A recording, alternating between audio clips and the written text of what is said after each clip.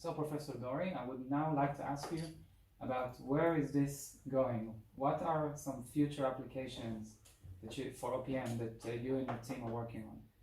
One of the things that we already doing for a couple of years is to extend the capabilities of modeling of OPM from purely qualitative and conceptual to computational, and this is the PhD of Natalie Lavi. We already can do computations of all kinds, including programming, and we are now connecting it to external softwares such as MATLAB and Arduino.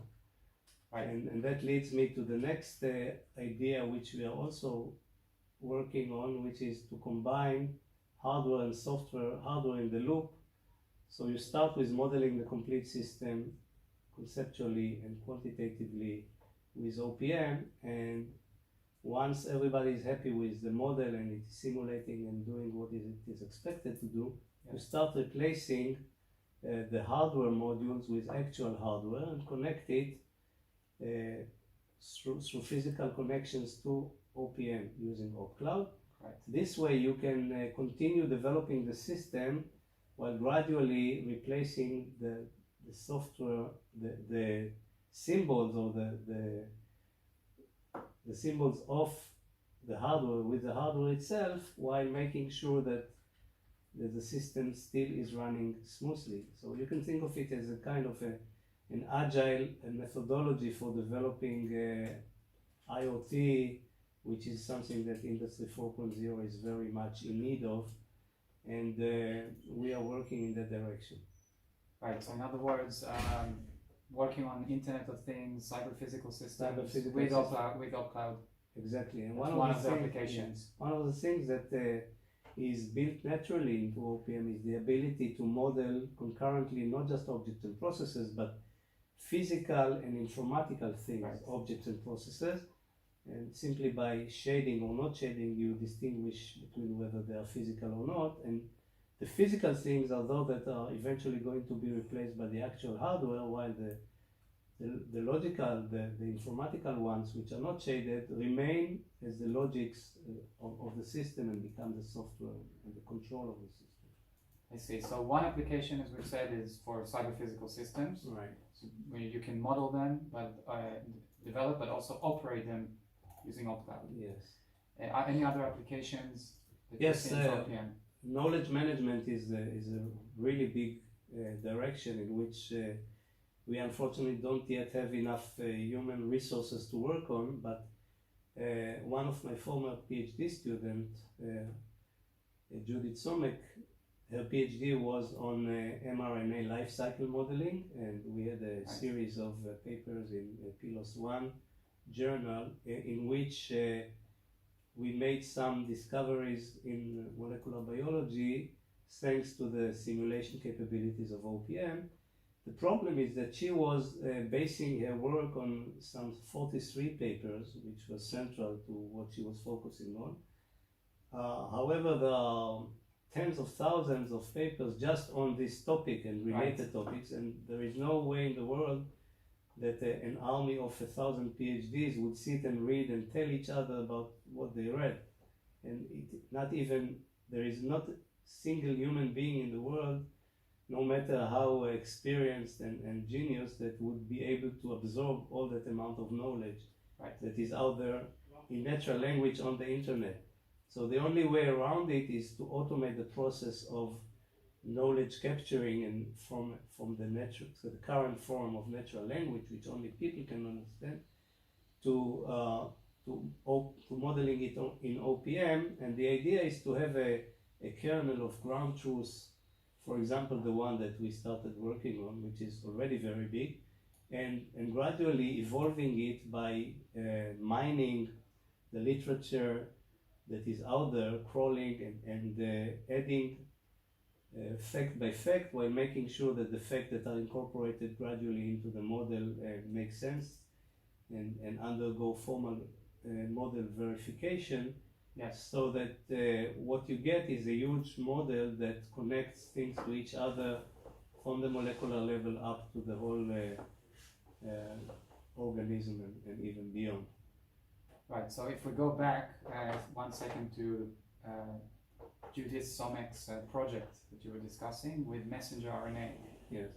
So, if I understand correctly, what that specific research was about, which created that initial model that you're discussing, it was looking into several dozen papers concerning the cycle of messenger RNA in the biological cell. Right. Different papers researching that specific natural phenomenon from different perspectives. Exactly. And putting them all together into one OPM model. Right. With, of course, hierarchical modeling. Yes.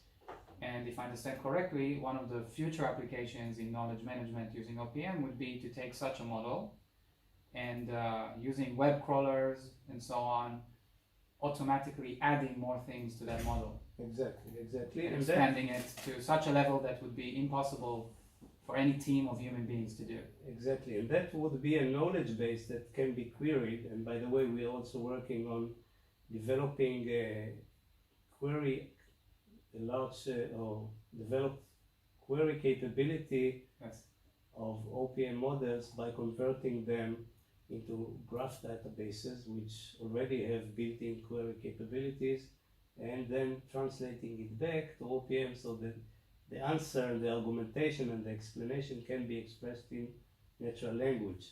So you will have the ability to explain causalities and cause and effect, and why things that seem very remote and unrelated, what is the relation between them. They can be placed in various very remote places in the model, yet they are somehow connected, and that connection is elusive today because humans just cannot put their arms around it, but it does exist. And this way you can find out reasons for diseases that are currently not known and so on. So in effect what you're saying is beyond the ability to input all that information and manage all that information about a specific system or specific phenomenon, it will also allow us to identify hidden relations within a system or within a phenomenon. It will allow us to figure out how emergence comes to be in certain systems. So this is another very powerful feature of OPM potentially. Yeah, and continuing on this line, similar to what Wikipedia did in the natural language domain, I have a vision that people will use OPM models just like pieces of information, of knowledge that are floating and are retrievable in cyberspace. Yes. Not just through keywords, but also through querying a certain structure of the OPM model or portions of it. And other people would be developing and putting on the internet pieces of such modules, and others could retrieve them and reuse them as building blocks like Lego to models that they are developing. And this could be freely available or for fee if it's a very complex model that people put a lot of effort in developing and would like to see some tangible benefit out of it. But either way, it's a formal way to express and exchange and reuse knowledge that is very difficult to do in natural language. Right, so you are envisioning a community of designers, developers, modelers who are using OPM for various purposes. Right. So you can think of a model of for example, an automated warehouse, which is part of a new enterprise or new factory to be built. And rather than starting to model it from scratch, you just grab, you find an appropriate a model that somebody built and verified, and maybe it got a seal of approval from some prominent company that they have been using it, and just reuse it in the new model. So in a modular fashion. Right. And any other applications that you would like to mention? Any other ideas, visions in terms of OPM? So like I said, it's actually OPM can be used as an infrastructure for knowledge management, and which is on one way in one way formal, but on the other way very accessible because it translates to a subset of natural language. Yes. By the way, not just English. We can now do it in any natural language, and this is the way I would envision people, for example, expressing ideas about systems. If you look at papers nowadays, you would see ad hoc methods for depicting models or ideas which vary even within the paper itself from one sketch to another, let alone across various papers and Right. various domains. So this goes back to what you were discussing before, which is people use different language, different Right. words to try So- to express the same things.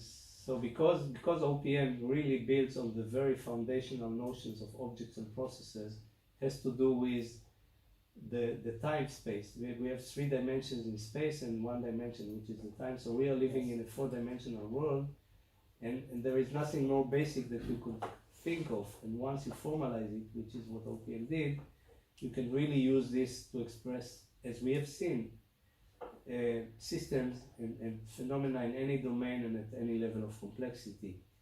And so if people adopt this way of expressing, there would be a lingua franca Yes. that people can express themselves and also understand what others do without having to adapt to different ad hoc notations. Okay. Thank you very much, Professor Dori, for your time. It was a pleasure. You're most welcome. Thank you It's very a pleasure. much. Thank Bye you. bye. יופי. יש